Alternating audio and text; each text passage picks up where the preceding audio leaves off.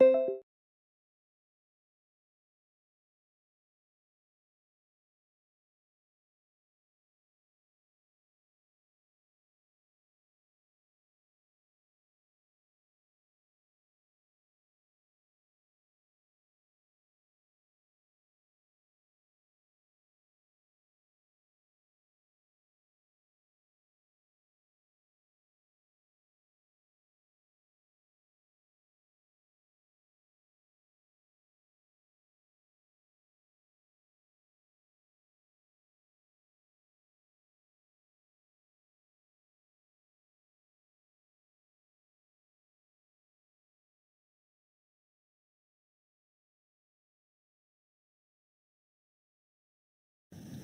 I'm Michael Levin, and together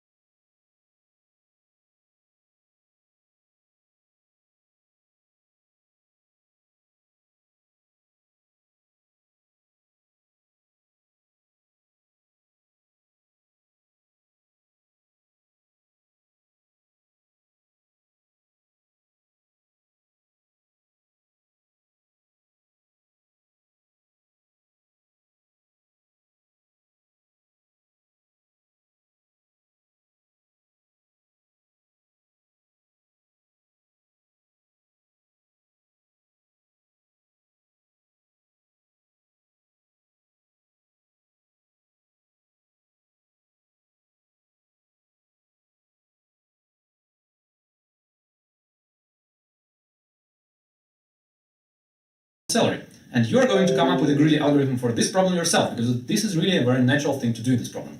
Next, we're going to consider a problem of how to arrange patients in the doctor's office in a queue so that the total waiting time for all the patients is the minimum possible. We're going to introduce the concepts of greedy choice, subproblem, and safe choice, which will help us to generalize our solutions to these problems, and you will understand what is a greedy algorithm in general.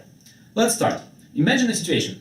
You're trying to get a job at a company, and you've already passed a few job interviews, and you are at the final interview with the boss. And the boss tells you that he is going to give you a few digits like these, and your task will be to arrange all those digits in a line so that when you read the number from left to right in the line, that is going to be your salary. Of course, you want the maximum possible salary, so you're going to solve this toy problem. What is the largest number that consists of the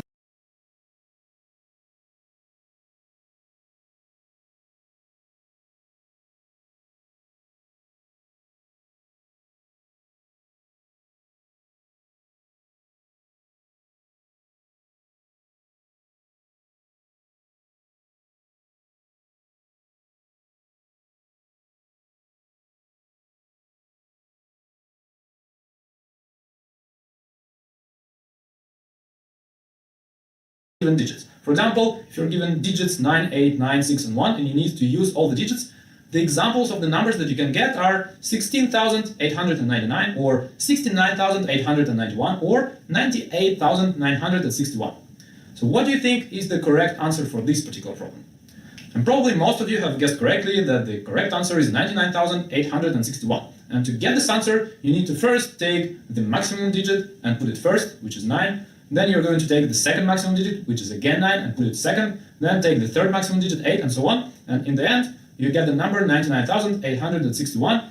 And in this number, all the digits are in the descending order. Now let's consider the greedy strategy for solving this problem. So we start with a list of digits, 9, 8, 9, 6, and 1, 5 digits. And in the end, we're going to get a number which consists of exactly 5 digits, because we need to use all the digits. So there are 5 question marks on the right. So to solve this problem, we start with finding the maximum digit in this list. In this case, this is the first digit, which is 9. Then we're going to append it to the end of the number. The number is currently empty, so when we append digit 9 to the end, we just get number 9. And then we should not forget to remove this digit from the list, because we cannot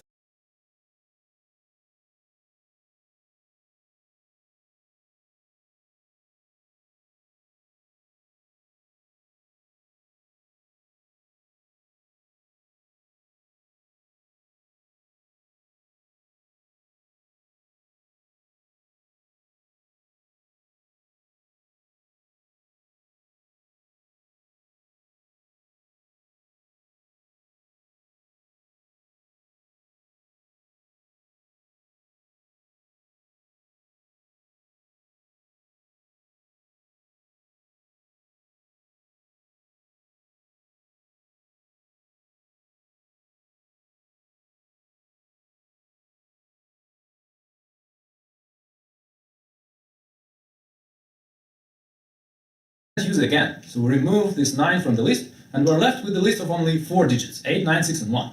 And then we're going to repeat this whole process while there are some digits in the list.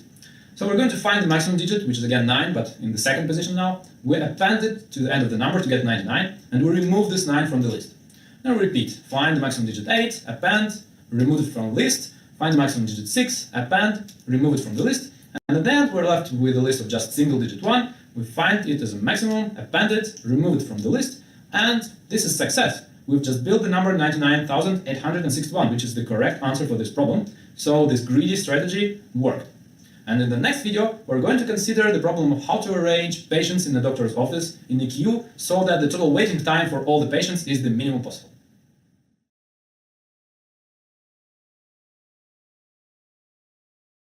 Hi, in this video, we're going to solve one more problem using a greedy algorithm.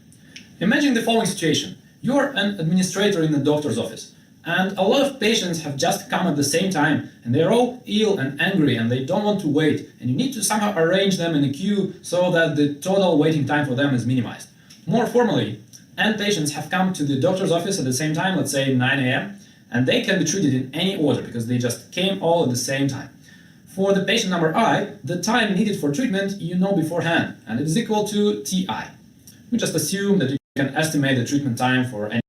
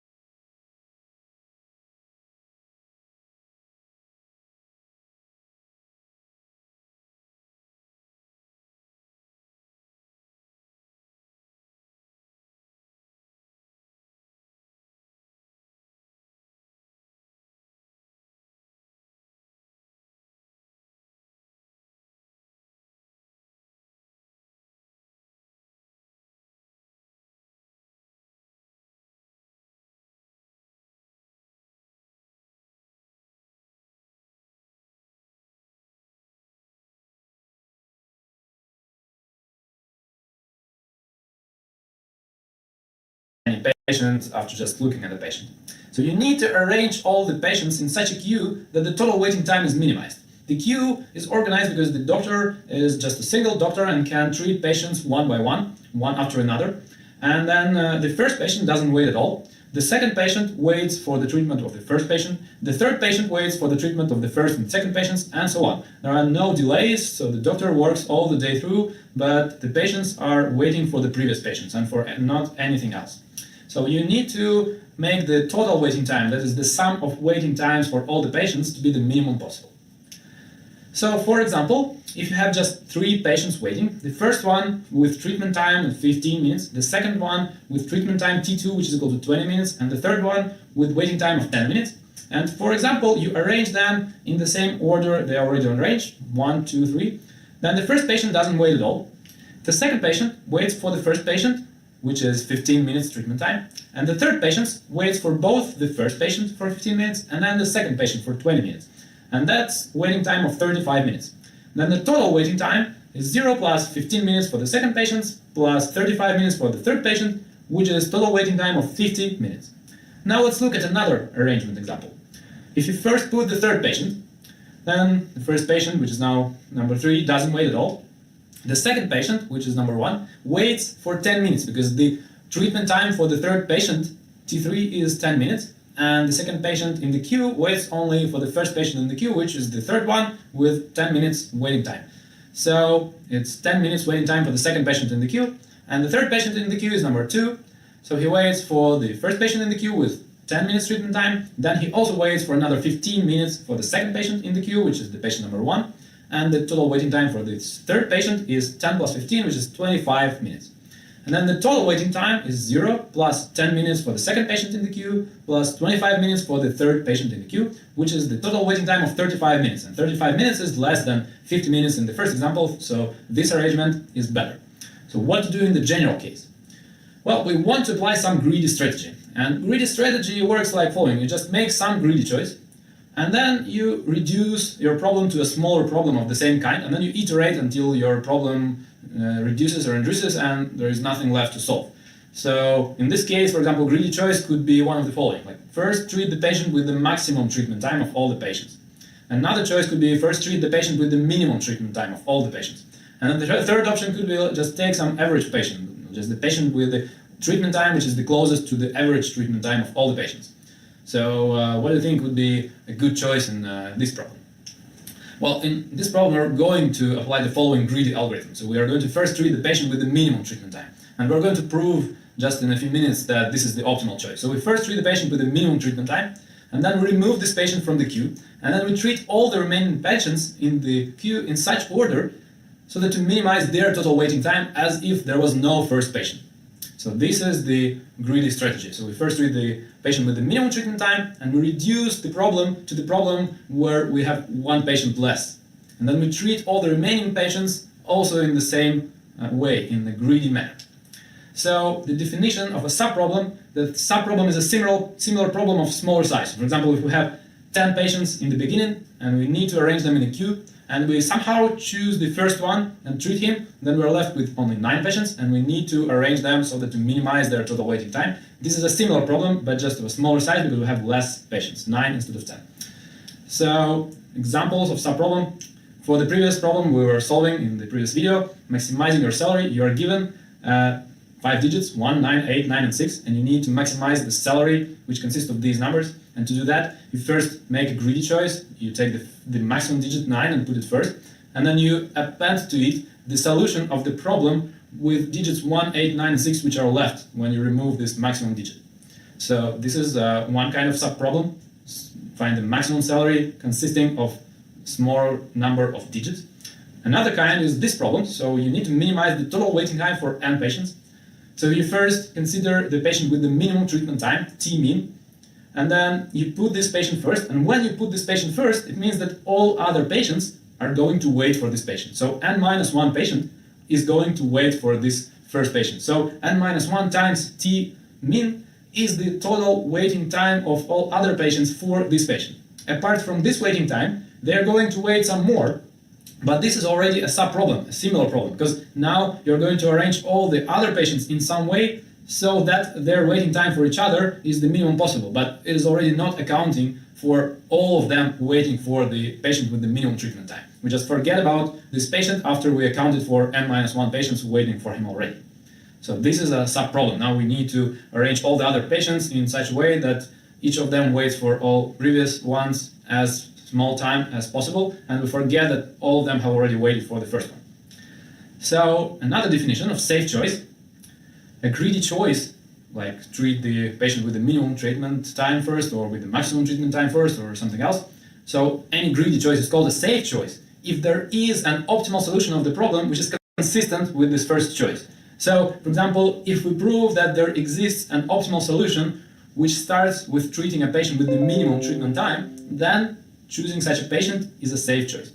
If, however, we choose a patient with a maximum treatment time, then there could be no optimal solution which starts with treating such a patient. So this will not be a safe choice. Now, we're going to prove the following lemma, that to treat the patient with minimum treatment time, T-min, is a safe choice in our arrangement problem. The proof idea is the following. So, arrangement problem.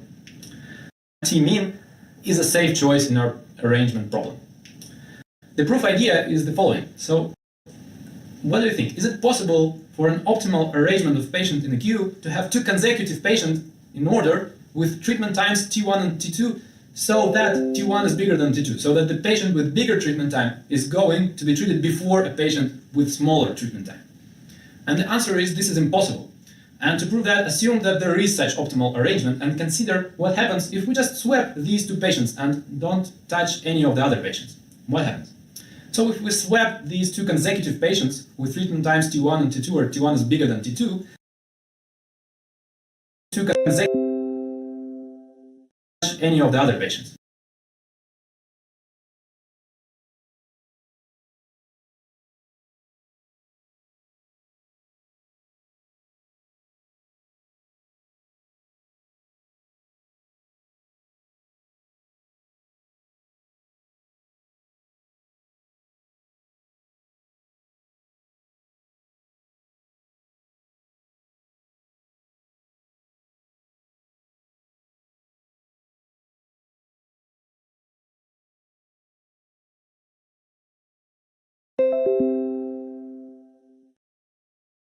What happens?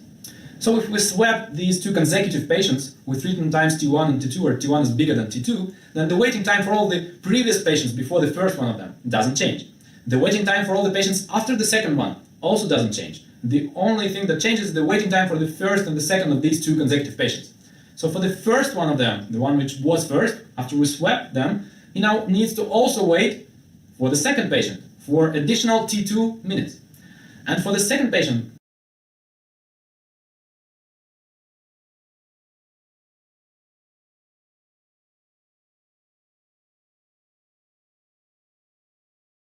which was second initially, after we swap them, now he doesn't need to wait for the first patient, so his waiting time is decreased by T1. And so the total waiting time, it doesn't change for the patients before and after these two, and it changes by T2 minus T1. It increases by T2 for the first one, and decreases by T1 for the second one. So actually T2 minus T1 is less than 0, because T1 is bigger than T2. So actually the total waiting time decreases. But this is a contradiction to the assumption that this was an optimal arrangement of patients in a queue. So it cannot happen. So we just proved the lemma that in any optimal arrangement of the patients, first of any two consecutive patients has smaller treatment time of the two.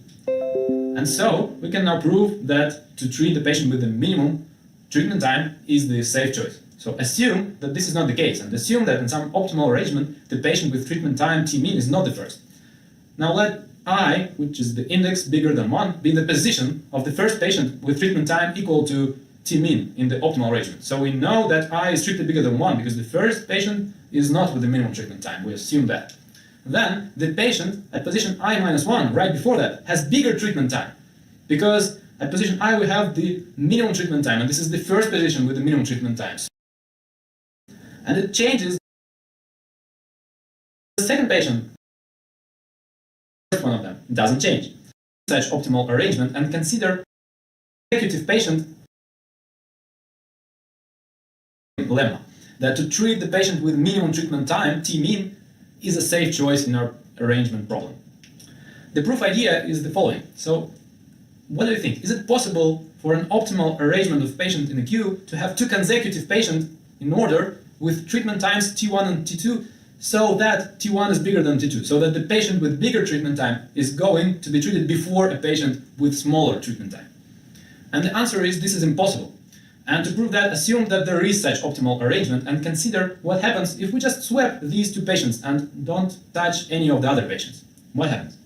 So if we swap these two consecutive patients with treatment times T1 and T2, where T1 is bigger than T2, then the waiting time for all the previous patients before the first one of them doesn't change. The waiting time for all the patients after the second one also doesn't change. The only thing that changes is the waiting time for the first and the second of these two consecutive patients. So for the first one of them, the one which was first, after we swap them, he now needs to also wait for the second patient for additional T2 minutes. And for the second patient, which was second initially, after we swap them, now he doesn't need to wait for the first patient, so his waiting time is decreased by T1.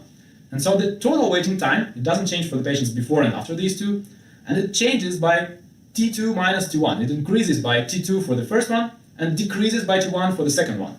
So actually T2 minus T1 is less than 0 because T1 is bigger than T2. So actually the total waiting time decreases.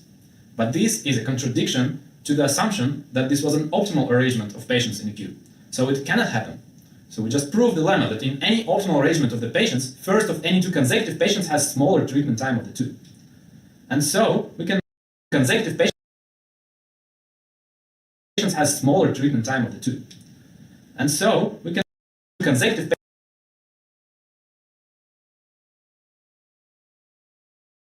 patients has smaller treatment time of the two. And so we can now prove that to treat the patient with the minimum treatment time is the safe choice. So assume that this is not the case, and assume that in some optimal arrangement, the patient with treatment time T mean is not the first. Now let I, which is the index bigger than 1, be the position of the first patient with treatment time equal to T mean in the optimal arrangement. So we know that I is strictly bigger than 1 because the first patient is not with the minimum treatment time. We assume that. Then the patient at position I minus 1, right before that, has bigger treatment time. Because at position I we have the minimum treatment time, and this is the first position with the minimum treatment time. So any previous position has strictly bigger treatment time. And this is a contradiction with the lemma we just proved. So we get a contradiction, and so our assumption is wrong that the patient with minimum treatment time is not the first is wrong, so we've proved our lemma. And now, in conclusion, we know that the following greedy algorithm actually works correctly. So we first treat the patient with the minimum treatment time, we remove this patient from the queue, and then we solve the sub-problem. We treat all the remaining patients in such order as to minimize their total waiting time, forgetting about this first patient which we have already treated. And in the next video, we're going to implement and analyze this algorithm.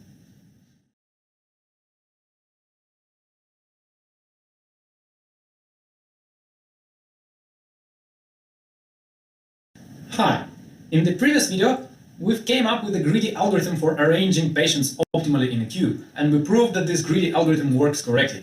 In this video, we're going to implement this algorithm and analyze its performance. Here is the pseudocode for this algorithm, the function mean total waiting time, which takes as input the treatment times for all the patients in an array T, and also the number of the patients n. It is going to return the total waiting time for all the patients, and if needed, it can be easily changed to also output the order in which to treat the patients. I just omitted that for simplicity of the code. So we start with initializing the value which we're going to return, the waiting time, which is the total waiting time for all the patients with 0, because nobody has waited yet. Also, we'll need this auxiliary array treated, which is an array of n zeros initially, and in position I, it has a 0 if patient I has not yet been treated, and it will have 1 as soon as patient I is treated. Now we're going to go through this external for loop, which has n iterations because we need to treat exactly n patients. And first, we're going to find the minimum treatment time of all the patients, because you remember, we need to treat the patient with the minimum treatment time first, but not the patient with the minimum treatment time of all the patients, just the patient with the minimum treatment time of all the patients which are not yet treated. So we initialize this total treatment, minimum treatment time with plus infinity. T mean is equal to plus infinity. We also initialize the index of the patient we're going to treat with 0, and we're going to update it as soon as we find the patient with the minimum treatment time. And now we have this internal for loop for j from 1 to n, which is going through all the patients. And we first test whether this patient was treated before. So if treated of J is equal to 0, this means that patient number J hasn't yet been treated, so we can consider this patient.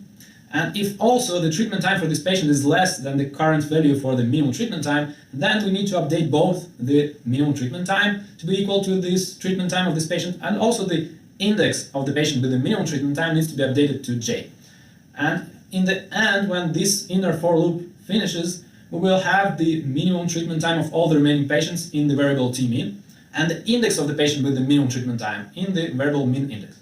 Now, we need to update the total waiting time for all the patients. By this time, we have already made I iterations of the for loop. It means that we have treated first I patients, and n minus I remaining patients are going to wait for the treatment of the patient with the treatment time t mean. So n minus I patients are going to wait for this patient with minimum treatment time t mean. It means that the total waiting time for these patients increases by n minus I, number of patients, times t mean, the time for which all of them are going to wait. We only account for them waiting for this particular patient, because afterwards in the next iterations we're going to also account for them waiting to some of the remaining patients, but for now we only account for all of them waiting for the patient we are currently choosing to treat, the patient with the minimum treatment time t mean. So we update waiting time by adding n minus I times t mean, and also we should not forget to write down that the patient number min index is now treated. And so we assign 1 to the array treated of min index.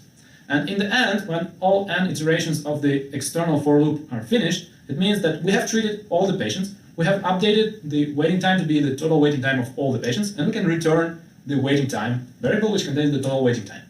If we also wanted to output the order in which we need to treat the patients, it would be very easy.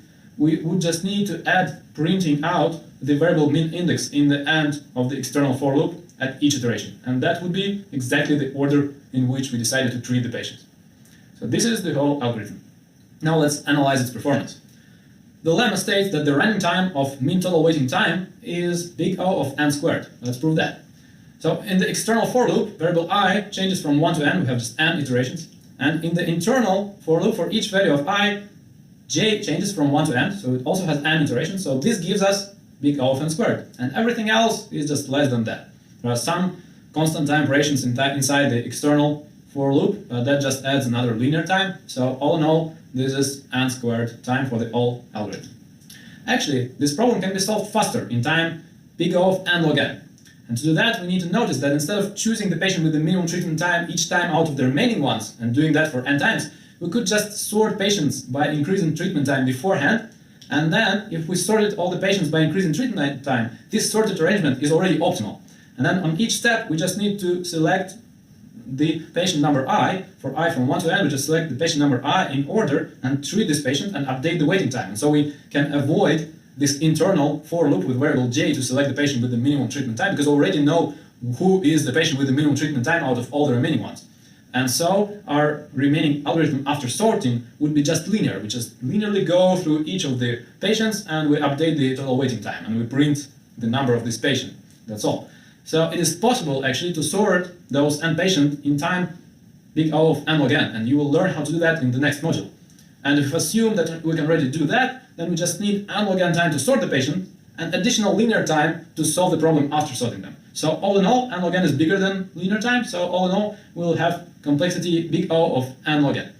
And in the next module, you're going to study sorting algorithms and you will know how to sort the patients. But before that, we're going to continue studying greedy algorithms, and in the next video, we'll just review some of the concepts we've just learned and how they generalize into the concept of a greedy algorithm.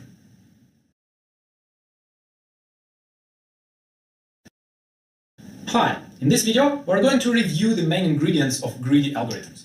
So the main idea is reduction to subproblem.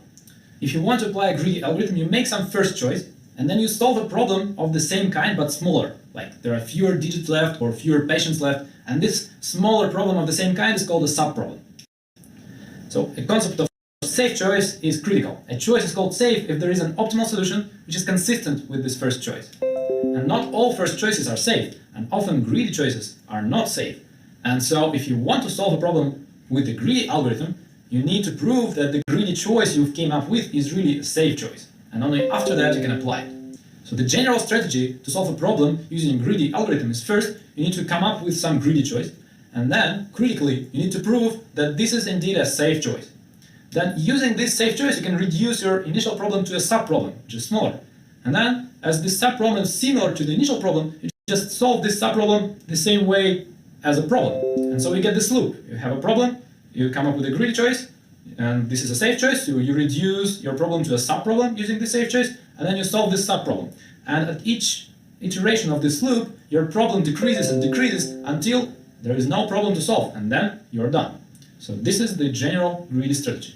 And in the next several lectures, we're going to solve some more problems using this general strategy, using greedy algorithms.